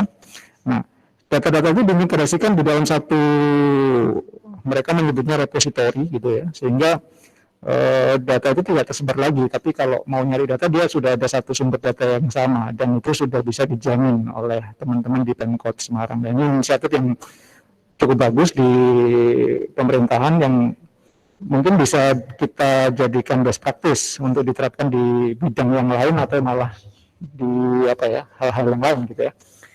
Kemudian juga di ada Perpres 95 2015 yang terkait dengan pemerintahan berbasis elektronik, mau tidak mau di Perpres itu juga mengatur tentang penggunaan big data gitu ya, IoT dan segala macam AI dan yang lain juga dimasukkan di dalam hal itu. Nah, dua ini bisa dijadikan dasar kalau instansi atau organisasi mau bergerak ke arah itu. Jadi secara regulasi sudah cukup. Nah, ini agak tanya sedikit Bapak Ibu, dengan adanya hal-hal tadi, data yang tersebar ya, data yang dari berbagai sumber tadi akan jadi dua isu gede. Isunya adalah isu akurasi, karena sumbernya juga banyak, kemudian scalability. Pertumbuhan datanya kan kita nggak bisa menghentikan gitu kan. Mungkin pada detik ini ada yang sudah posting foto saya, karena beberapa teman tadi juga sudah motret saya, ini kamera juga online gitu kan. Kita di Google Meet juga sudah online, tershare juga datanya, nah sehingga volume datanya pasti nambah juga gitu. Nah, skalanya akan jadi lebih besar. Nah, bagaimana dengan skala dan akurasinya ini kita bisa handle di integrasi data. Data mana yang akan kita gunakan gitu ya, sebagai dasar untuk mengambil keputusan atau melakukan aktivitas tertentu. Kemudian ini mending dilihat yang sebelah kiri deh, yang ada angka 1, 2, 3-nya. Kalau di sebelah kanan itu sangat teknis, kalau orang IT sudah paham gitu kan. Yang nomor 1, untuk melakukan integrasi data atau untuk memulai mengembangkan sebuah big data, khususnya tracers tadi, yang pertama kita harus ngecek sumber datanya dulu. Kita harus menyiapkan sumber data. Yang pasti sumber datanya harus digital dulu ya, artinya jangan sampai ada data-data yang masih dalam bentuk kertas gitu ya, sebisa mungkin sudah bentuknya digital. Nah, itu yang kita harus siapkan, bentuk datanya, kemudian sumber datanya bisa kita dapat dari internal atau juga bisa kita dapat dari eksternal gitu. Itu yang perlu kita pastikan. Kemudian dibersihkan tanda kutip ya, artinya data-data itu dicek lagi apakah memang sudah secara relasi memang betul, kemudian sudah cukup layak untuk disajikan atau belum, itu dicek di sana. Kemudian setelah itu data siap gitu ya, kita juga bisa memilah konsumsi datanya mau batch atau string. Kemudian yang kedua, kita buat pemodelannya. Jadi relasinya dari data-data yang tadi sudah dibersihkan, sudah disiapkan, nah itu kita buat pemodelannya. Kita buat relasi mana-mana data-data yang saling terhubung gitu ya. Kemudian relasi oke, sudah disiapkan, akan disimpan di mana? Karena pertumbuhan datanya juga pasti akan sangat besar gitu kan. Bagaimana data itu bisa tetap awet, bisa ada gitu ya, tersedia, jumlahnya besar tetap bisa disimpan dan juga tetap bisa bertambah gitu kan. Nah, kemudian di langkah pemodelan dan penyimpanan data ini ada sesuatu yang saya tidak tahu harus milih kata apa. Kadang ada yang merasa itu masih belum penting gitu ya, atau merasa itu juga nanti aja gitu kan. Yaitu apa yang disebut dengan data governance. Nah, yang paling penting di data governance ini sebenarnya adalah leadership-nya. Gitu ya. Bagaimana komitmen penyedia datanya sendiri atau juga yang ingin membutuhkan data terkait dengan data apa yang akan dicari, data apa yang akan diberikan, data apa yang akan disajikan. Nah, itu ada bagaimana data dikelola. Gitu. Kalau yang ketiga sih itu lebih ke hasil akhir gitu ya, mau minta data apa kita berikan gitu kan. Jadi ada permintaan kita berikan, divisualisasikan yang menarik gitu ya. Nah, kalau data-data semacam tracer memang kalau tadi sudah sempat dicontohkan Pak Bambang dan Mas Wiga, secara tampilan memang kita harus memvisualisasikan itu secara menarik gitu ya. Apalagi kalau untuk generasi-generasi yang saat ini yang milenial, mereka kalau diberi tampilan yang tidak dalam tanda kutip ya, tidak instagramable, ya mungkin nggak dilirik juga gitu ya. Sehingga tampilannya juga harus lebih menarik gitu kan. Artinya juga interaktif, lebih mudah dibaca, tapi insight-nya dapat. Oh, maksud datanya ini kok, informasinya itu tentang ini ya. Nah, itu dalam visualisasi juga perlu semacam itu. Nah, ini yang tahapan secara global tentang bagaimana kita memulai atau langkah-langkah menyiapkan integrasi data khususnya di dalam pengelolaan data-data yang cukup besar ya, gitu. Artinya di lingkungan big data. Nah, tracer study ini saya mungkin tidak terlalu mengulang karena tadi sudah disampaikan Pak Bambang, ada banyak challenge. Yang utama adalah komitmen alumni untuk mengisi. Komitmen ini juga perlu kita munculkan karena bagaimana kita bisa menarik gitu ya, menarik alumni kita untuk mengisi itu gitu kan. Bahkan beberapa juga ada yang mulai memikirkan bagaimana ada support dukungan dari pihak sekolah ataupun kampus supaya layanan itu bisa tanda kutip bisa kayak restoran cepat saji yang bukanya 24 jam 7 hari seminggu gitu kan.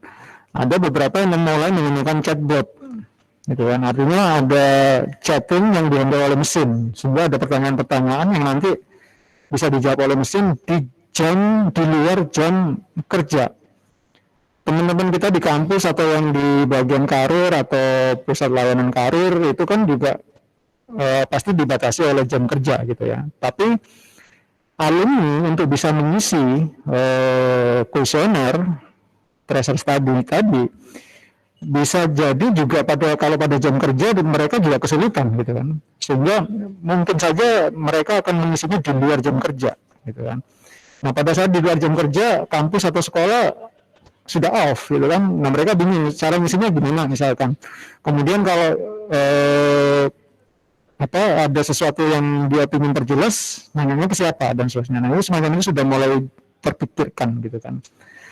Kalau dari jumlah pertanyaan tadi sudah disampaikan Pak Bambang itu sudah banyak berkurang ya, sekarang tinggal 33 pertanyaan ya, masih enggak ya, tinggal 33 pertanyaan. Nah, dari 33 pertanyaan ini memang ada data-data yang mestinya kita bisa dapetin gitu ya, tanpa harus diisi ulang gitu ya.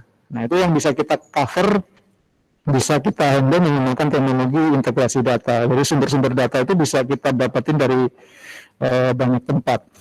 Nah, saya coba menyederhanakan itu menjadi tampilan semacam ini gitu ya. Jadi targetnya kan pasti lulusan untuk mengisi gitu kan. Nah, tapi ada data-data yang kita bisa ambil. Kadang ada kesulitan nama perusahaan atau profil perusahaannya, itu bisa kita pakai dari misalkan di media sosial atau di web resmi perusahaan, kita bisa crawl misalkan.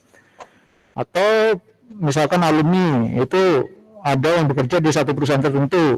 Nah, dengan adanya teknologi big data, AI juga, kita juga bisa menelusuri ya, meng-crawl data.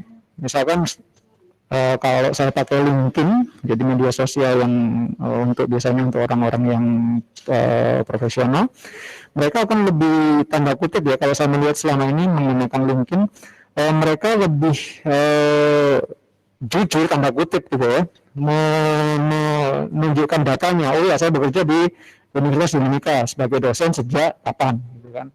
Kemudian kompetensi saya kalau saya di IT gitu ya, saya di IT adalah di IT management, strategic management gitu. Nah, itu orang lebih percaya membuka datanya dia gitu. Kemudian dari pengguna juga sama demikian. Pengguna itu juga kadang ada data-data yang kita juga sebenarnya bisa baca. Kapan dulu pada saat kita diskusi dengan teman-teman Laras juga sempat waktu itu kita ngobrol tentang data-data di BPJS gitu kan. Data di BPJS kalau sampai hari ini mungkin ya 70 sampai 80% lah kita bisa percaya bahwa si A bekerja di perusahaan X gitu ya. Sehingga kalau dari sana kalau ada data yang di-open untuk tracer, kita bisa telusuri sih sebenarnya si Erwin ini anggota BPJS, dia kerja di perusahaan mana sih, Nah, itu kita bisa track juga di situ. Kemudian kalau yang PDDT dan Dapodik ini lebih ke data-data pokok kita ya di Kemendikbud. Kalau di pendidikan dasar menengah mungkin ada di Dapodiknya itu, kalau yang perguruan tinggi adanya di PDDT. Nah, ini sebenarnya secara teknologi memang bisa, tapi bukan sangat mudah gitu, karena tantangannya juga banyak. Gambar yang saya sajikan ini tidak akan jadi indah semacam ini kalau kita sudah di lapangan. Gitu. Nggak usah jauh ke luar organisasi ya, kadang di dalam organisasi pun kita kesulitan mencari data itu, padahal datanya ada, gitu. Tersedia, ada, disimpan, gitu. Tapi untuk mendapatkannya kadang ribet. Nah, itu yang terjadi di lapangan. Nah, sehingga untuk ke sana, Bapak Ibu dan teman-teman sekalian, yang pertama, big data itu bukan tentang teknologi, tapi big data itu tentang bisnis, untuk untuk mengatasi masalah bisnis. Teknologinya iya menggunakan TIK, bisa dibantu dengan itu, tetapi sebenarnya itu driven by business. Kemudian yang tadi silo, saya sebut silo, kemudian ada ego sektoral yang kalau saya kutip dari Pak Ilham tadi, itu yang perlu kita kolaborasikan, gitu ya. Tadi kayaknya sempat juga disinggung sedikit oleh Pak Bambang tentang kolaborasi, gitu ya. Banyak pihak yang sebenarnya bisa terlibat di sini. Ada komunitas big data, penyedia datanya juga, pemiliknya, pemerintah, dan mungkin mitra ya, mitra atau partner, teman yang berpengalaman yang mungkin sudah menerapkan yang kita bisa ajak gitu, atau paling tidak diskusi gitu kan. Bagaimana sih sebaiknya gitu kan. Kemudian, nah ini, kadang kita bermimpi big data itu langsung perfect gitu ya, 100% oke, bisa terintegrasi, enggak. Coba aja dari yang kecil dulu. Mungkin setelah ini saya akan tunjukin satu data kecil tentang penerimaan mahasiswa baru di Undika gitu ya. Yang kecil yang kita bisa langsung dapat, oh iya ya, nah datanya diintegrasikan dengan segitu besar datanya, dengan big data yang volumenya dan kecepatannya segala macam yang tadi di Mave itu, oh ternyata ya bisa ya, di skala yang kecil dengan data yang kita punya sekarang, kita bisa coba itu. Nah, gimana nih dengan implementasi data yang kecil? Kita buat use case, Bapak Ibu. Use case ini gini, misalkan tadi saya bilang pengaruh gitu ya. Bagian penerimaan mahasiswa baru ingin tahu mahasiswa di kampus ini dalam 5 tahun terakhir itu berasal dari kota mana sih? Nah, kita mau seperti itu, use case-nya itu. Oh, kita ingin tahu nih, tahun depan kita harus bergerak ke kota mana, gitu kan. Nah, itu kita buat use case itu, kebutuhan kita apa? Tapi diprioritaskan ya, karena kalau ngomong butuh itu kadang kita terjebak ke ingin, gitu. Oh, ingin itu, akhirnya nggak ada yang dikerjakan saking banyaknya, gitu kan. Nah, kita harus milih use case mana yang penting, gitu kan.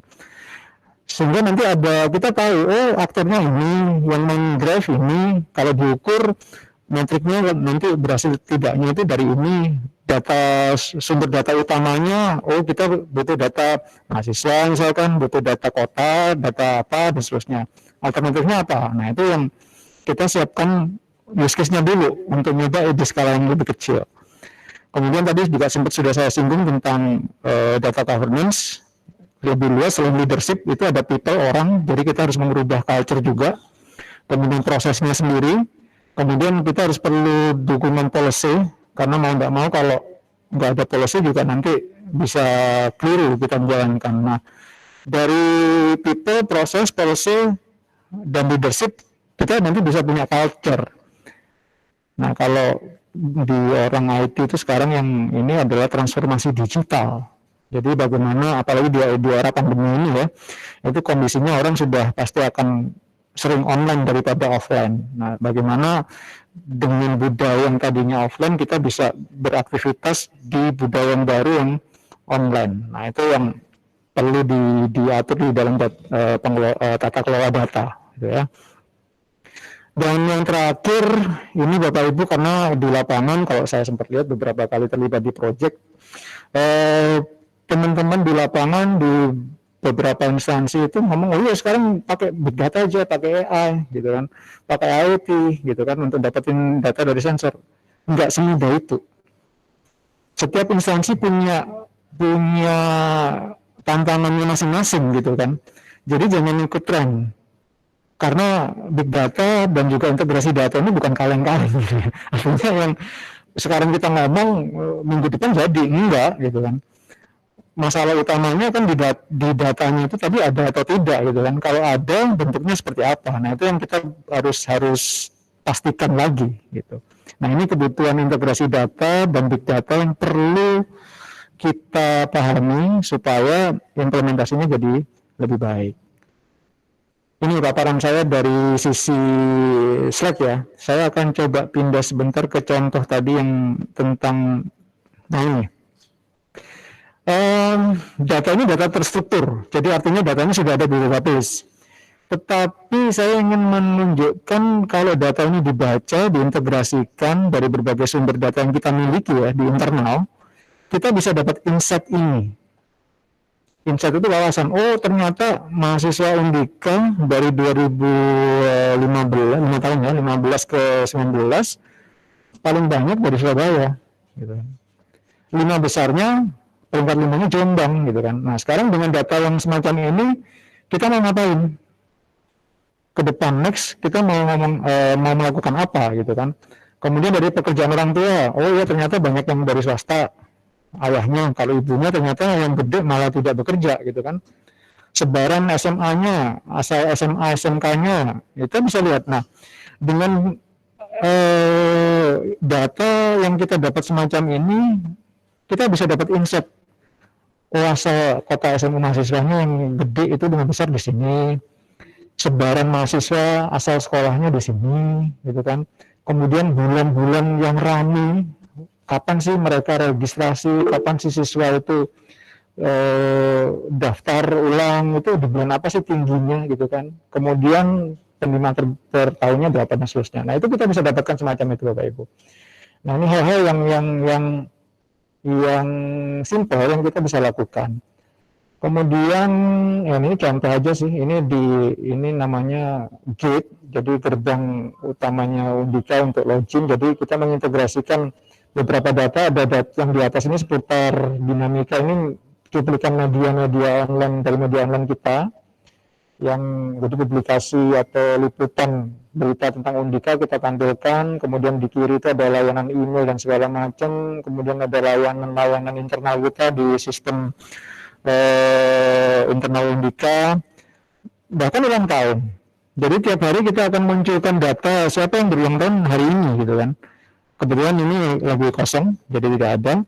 Kemudian di atas kami punya podcast. Nah ini kami juga mengagregasi informasi dari podcast kita untuk masuk di dalam satu halaman ini. Kemudian perpus, ini saya belum nggak ada pinjaman, jadinya diingetin waktunya berkunjung dan pinjam koleksi. Nah ini juga yang terjadi. Kemudian mungkin ini agak jauh di luar gitu ya. Ini COVID, ini saya ambil dari Microsoft, datanya di bing.com/COVID. Nah ini data-data internasional, bahkan sampai Jawa Timur ya, kita bisa cek yang case berapa, yang sembuh berapa, yang sampai fatality rate-nya ada. Nah itu kita bahkan ini, yang menarik, mereka sudah bisa mengintegrasikan data-data angka dengan data-data berita yang terkait. Nah, ini semacam ini. Ini sudah data yang tidak terstruktur. Sepengetahuan saya, data ini ada berita, artikel, kemudian di bawah itu ada video juga. Yang sempat saya telusuri, kalau nggak salah, saya sempat dapat informasi bahwa ini di-create dari 38 data source yang sumbernya berbeda, ditampilkan di dalam satu satu portal gitu ya.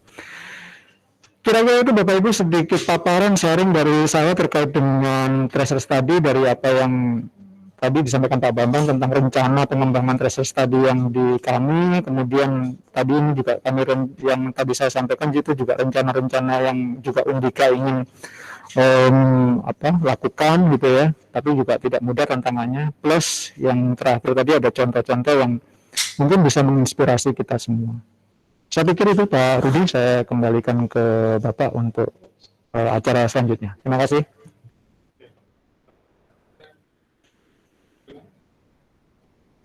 Terima kasih Pak Erwin dan juga pembicara satu. Untuk kali ini kita buka dengan sesi pertanyaan, tapi sebelumnya saya simpulkan dulu apa yang disampaikan oleh Pak Erwin sebagai pembicara kedua. Pada dasarnya big data itu bukan teknologi bagiannya, namun dia hanya adalah sebuah tools untuk meningkatkan bisnis. IT atau teknologi itu hanya membantu dalam pengelolaan dan mendapatkan data mentahnya.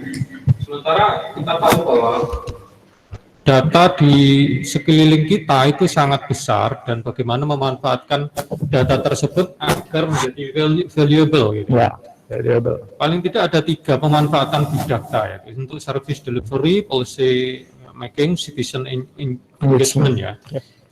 Terus kemudian kita juga mengetahui fakta bahwa data itu tersebar begitu banyaknya di medsos sehingga penggunaan data itu sebenarnya jauh lebih mudah untuk berdata. Tetapi tetap saja harus digunakan sebagaimana mestinya agar dalam kehati-hatian penggunaan data tersebut itu kita bisa terhindar dari pelanggaran hukum.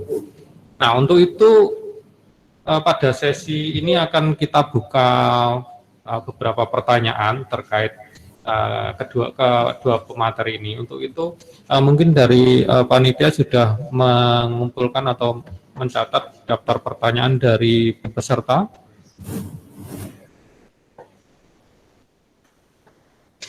Mbak Dewi atau Mbak Kevin yang tadi mencatat pertanyaan.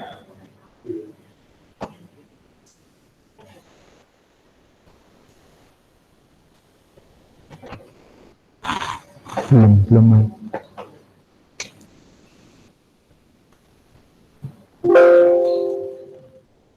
Jadi Bapak Ibu tidak perlu khawatir gitu ya. Untuk menerapkan integrasi data, yang penting itu kita siapin dulu data yang kita miliki itu apa dulu. Kemudian kalau datanya sudah ada, dicek lagi apakah data-data itu sudah tersedia secara digital atau belum.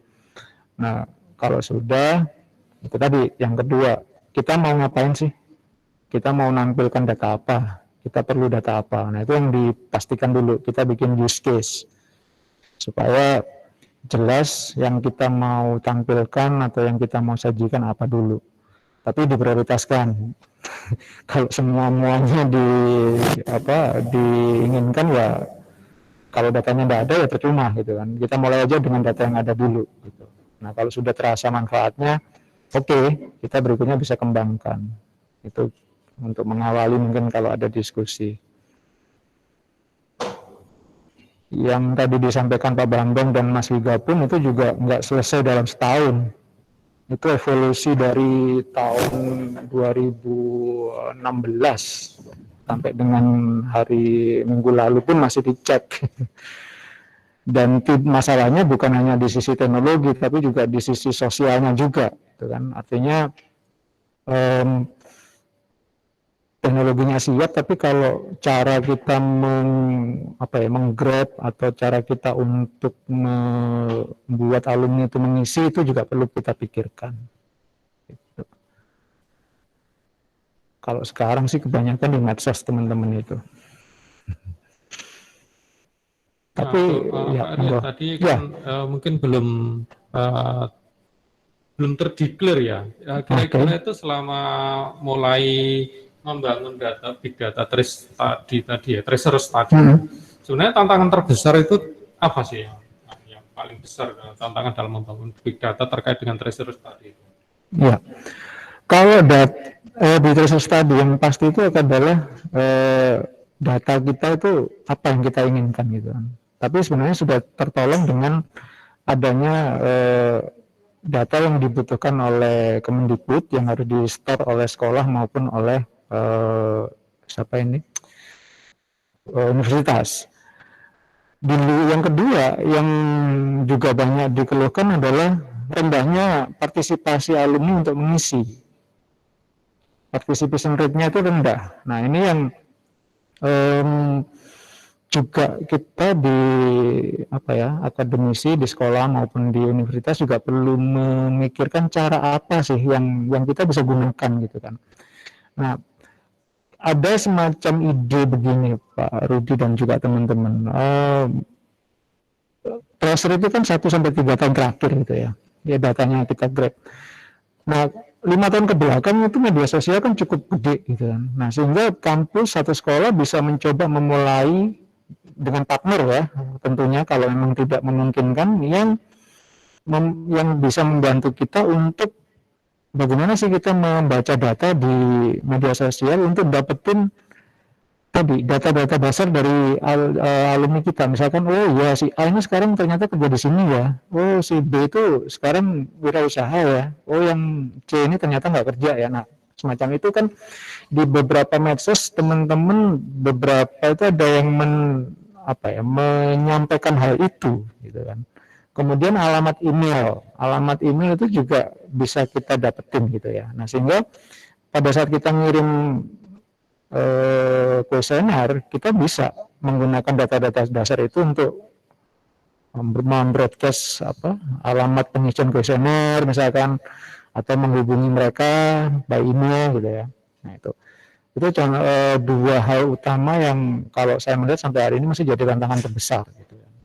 Di luar masalah-masalah lain di internal yang kadang awareness tentang tracer study itu juga masih rendah dari beberapa instansi gitu yang merasa nggak butuh kok, ntar aja kalau mendekati akreditasi gitu kan, baru mendekati akreditasi bingung gitu nyurvei alumni untuk dapetin data gitu. Yang paling gede saya pikir 2 hal itu Pak Rudi. Ya, kalau saya catat di sini ya tadi, yaitu effort yang besar dan juga membutuhkan sumber daya yang tinggi ya pada saat pembangunan maupun pengembangan tracer study ini. Nah, apa yang dilakukan Undika sendiri yang sejak tahun 2016 sampai sekarang ini memang effortnya cukup besar, apalagi mendorong alumni untuk mengisi form tracer study itu juga menjadi tantangan. Betul.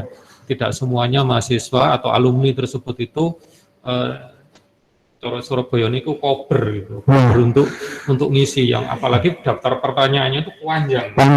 Kita sangat mengapresiasi Mas Wiga dan kawan-kawan tadi itu dalam memodifikasi model pertanyaan yang step gitu. Maka ya ini terjawab perlunya aplikasi yang mampu memberikan layanan 24 jam. Artinya mereka bisa mengisi di luar setelah bekerja. Nah, untuk Pak Bambang, Pak, ini kira-kira kalau dari sisi Pak Bambang, itu tantangan terbesar dalam pembangunan tracer study itu apa ya Pak ya? Ya, terima kasih Pak Rudi.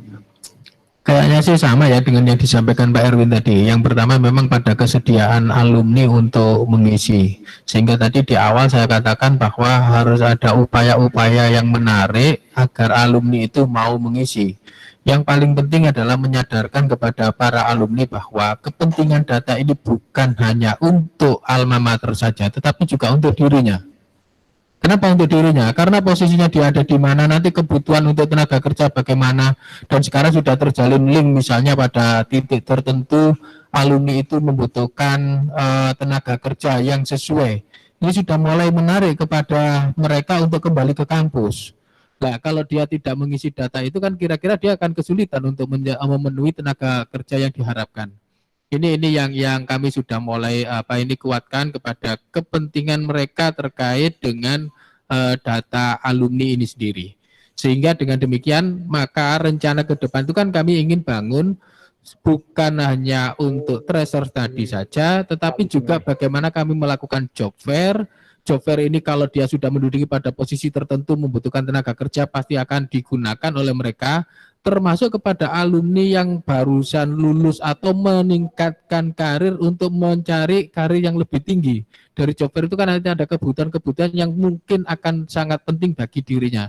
Sehingga dengan demikian menggabungkan antara tracer tadi untuk kepentingan institusi terkait dengan 6 alasan tadi, dan kami hubungkan dengan kepentingan alumni untuk pengembangan karirnya, baik pada perusahaan yang dia pegang atau mungkin pada dirinya ketika ingin meningkatkan karirnya. Itu yang ingin kami bangun Pak, sehingga tantangan berat untuk dia bisa mengisi atau mau mengisi nanti bisa sedikit terkurangi atau mungkin bahkan bisa zero gitu ya, mereka akan lebih senang untuk mengisi data-data alumni.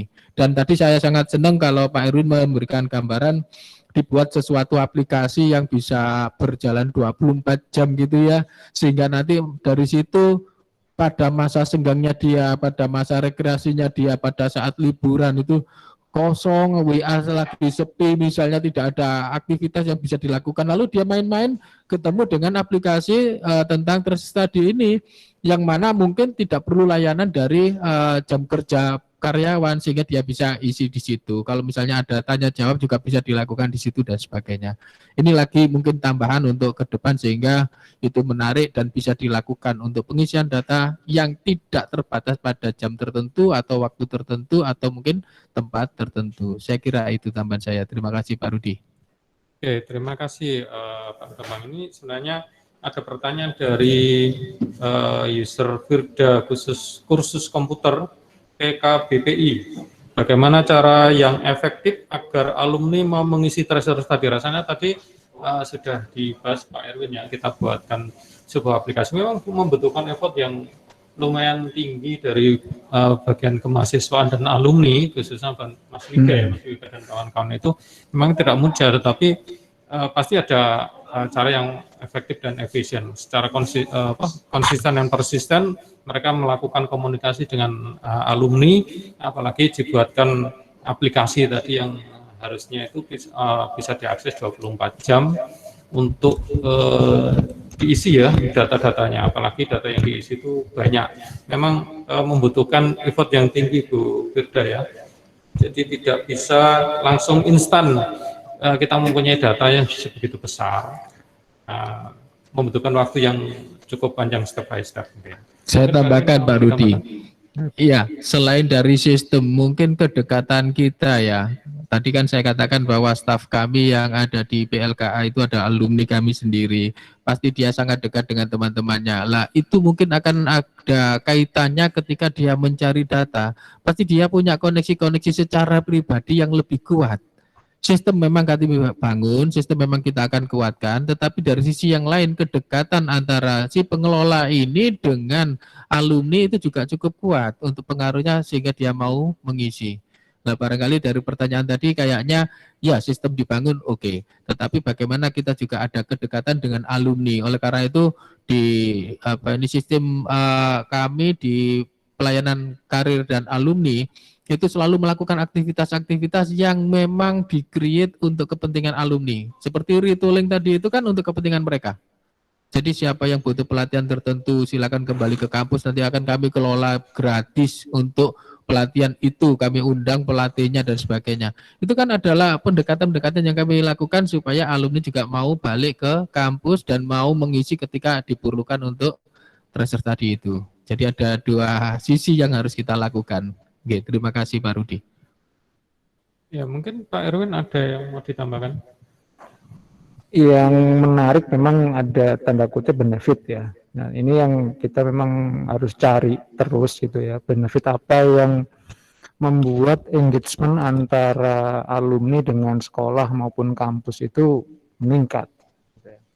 Karena bagaimanapun kampus tetap membutuhkan alumni, sekolah juga membutuhkan alumni untuk pengembangan tadi. Tapi sebenarnya juga alumni sebenarnya masih butuh kampus gitu ya. Nah, minimal legalisir sekolah. Nah, tetapi ya benefit itu yang kita coba terus create, cari gitu ya. Nah, beberapa waktu juga sempat diskusi dengan kolega untuk beberapa kampus yang tanda kutip mampu ya, tanda gede gitu ya. Mereka memberikan benefit semacam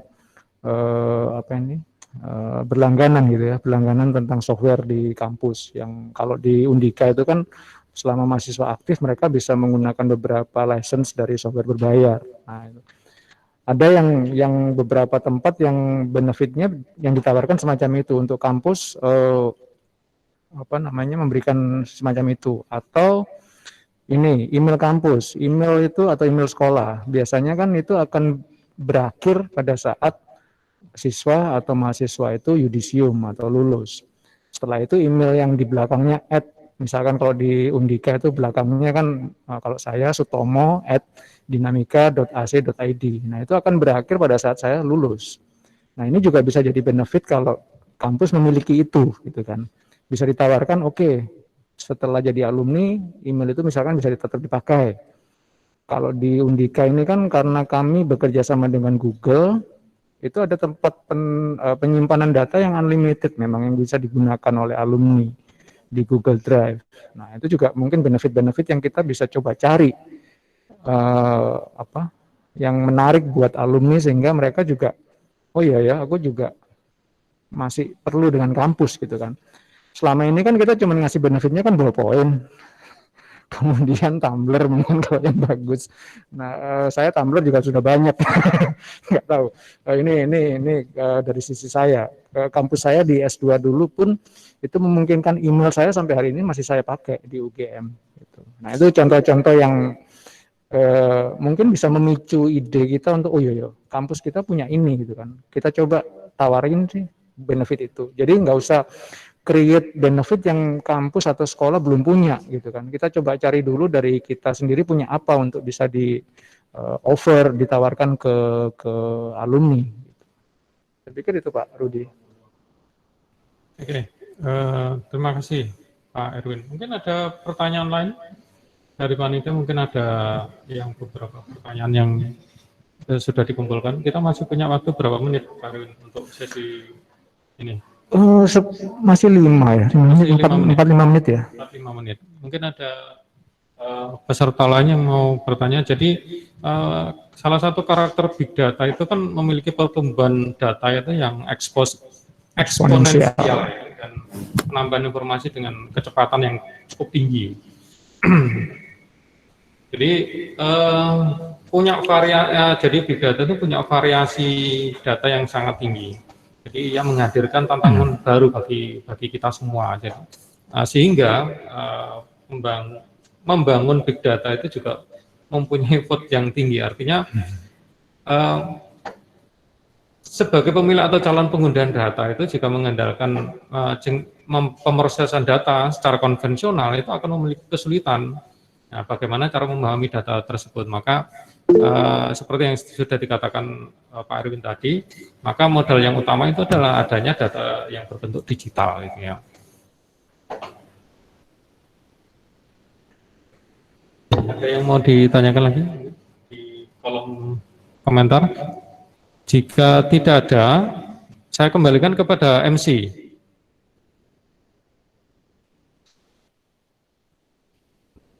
Mbak MC, silakan. Saya serahkan kembali ke Mbak. Baik. Bibi. Terima kasih Pak Rudi sebagai moderator. Untuk peserta yang sudah hadir, untuk mengingatkan lagi segera mengisi link pendaftaran, link kehadiran di chat.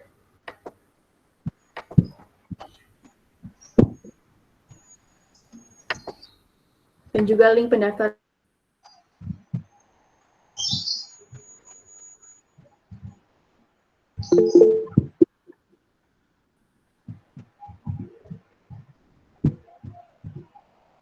Kami ingatkan sekali lagi untuk teman-teman, rekan-rekan semuanya, Bapak, Ibu, agar mengisi link kehadirannya.